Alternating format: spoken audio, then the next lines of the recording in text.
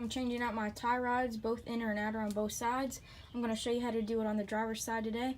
It's the exact same way on the other side. It's just connected to the idler arm, or whereas this one is connected to the pitman arm, but it's the same concept on both sides. So first thing you want to do, obviously, get your truck jacked up, put some things behind the wheels, on the back, and then you want to start with the outer tie rod right here. It's going to be connected with a nut. I used a 3/4 inch socket with a 3/8 drive, but it doesn't really matter. At least for my truck, it used a 3/4 inch socket. So first thing I did, take that off. You might need some WD-40, soak it for a little while depending on how rusty your truck is. Mine wasn't actually too bad because I've recently just replaced the ball joints, and so I had to go through all of this already. So it's probably already loosened up from that project a couple months ago. So today, like I said, first thing you want to do is take off that nut. Once you get that nut off, you're going to need to use a pickle fork. Alright, so the pickle fork is actually on its way. My dad went to Napa and rented the tool. That would be my recommendation unless you want to just buy your own. We really need to just go ahead and buy one for ourselves, but in the meantime, you can get your money back if you return the rental. So, alright, so then what you're going to use a pickle fork for is it looks just like this. You're going to put the pickle fork down in there and basically just pry. You're going to pry down on the tie rod. Alright, so that's going to separate from the knuckle or spindle, whatever you call it. It's going to separate from that and then drop down. And then, but same concept up here. There is a nut right there. Same size as a 3/4 inch. You're going to need a deep well socket for that, which is what I got set up here because the way the threads are sticking out a little too far on that guy. I don't know if you can kind of see it, but you'll get the idea once I get in there and start working on it. I'm actually going to have to use a breaker bar for that one because it is pretty rusted in there. So I'm going to go ahead and do that, and I'll be back with you. Hi guys, so just doing a voiceover here. I apologize, I missed taking off the old part. However, you just do exactly what I told you. You're going to remove the nuts, and from there, it's honestly not that hard.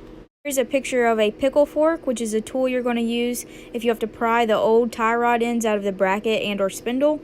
You can get it from Napa, but you can also get it from Advance, O'Reilly's, Auto Parts. Anywhere that sells auto parts is going to have this tool for rent, or you can buy it. It's going to be more expensive to rent it. However, if you're renting, then you can get your money back if you turn it in to them non-broken or nothing missing from it. So, as you can see, I've got the new parts on. It was a little confusing at first. I believe that Advance Auto Parts, where I got this stuff, labeled the parts incorrectly. They labeled the inners actually as the outers and the outers actually as the inners. This part up here for your inner tie rod is going to have a little bit of a divot down. I don't know if you guys can see that, but that's how your inner is going to look. On the outer, it's going to be totally flat. Totally flat. When you're in person with these in your hands, you're going to be able to tell what I'm talking about. And that's the number one way you're going to be able to tell which one is inner and which one is outer.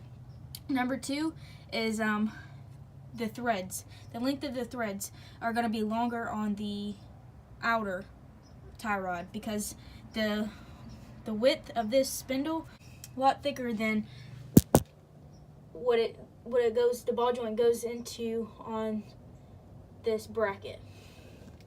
So the shorter threads are going to go up here on the inner, and the longer threads are going to go down here on the outer.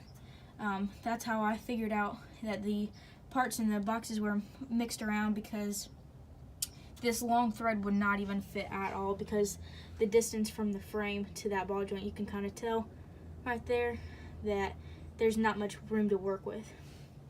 Another trick is that you can move this entire assembly and it'll swivel out, and so that way you guys can get your threads lined up with the holes a lot easier. And you can just finagle this back and forth when you're getting one side in at a time. So these are finger tight. So the next thing you want to do is get your torque wrench. It clicks basically once you reach the certain torque spec that you've entered in on the wrench. The big nuts are going to be 40. You want to set them to 40 40 pounds per foot.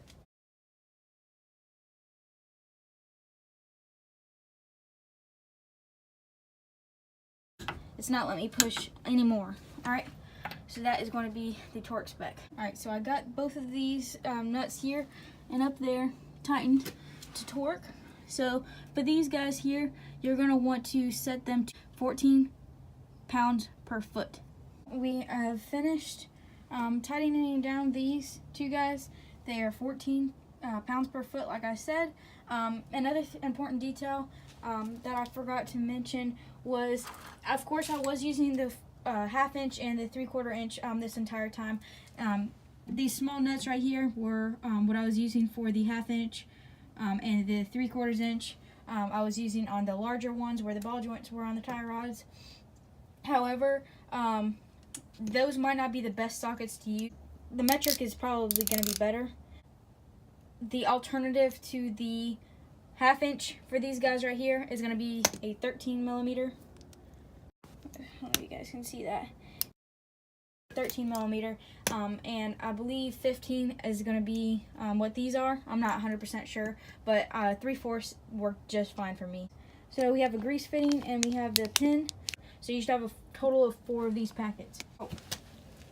Where these pins are going to go is going to be down here on the tie rods. So if you see that little hole goes through and through the nut, okay, you're going to put the pin through there, and then you're going to pry on it to where it opens up like that one right there.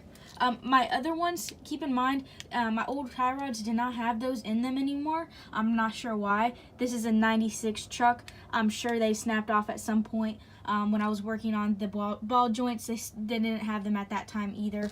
So just keep that in mind. If you're having trouble getting your nuts off on the top and the bottom, just keep in mind there might be a pin that's going through the nut. And what you'll just use to get that out is a pair of needle nose pliers. Alright, so you're going to put it on just like that.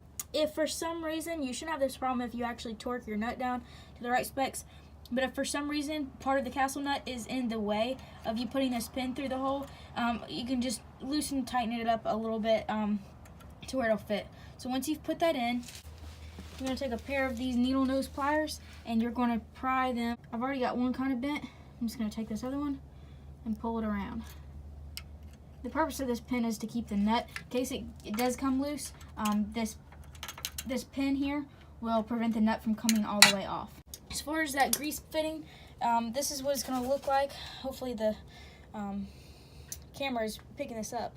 But you want to put it in right there, finger tight, and then you can probably take some needle nose and tighten it a little bit tighter.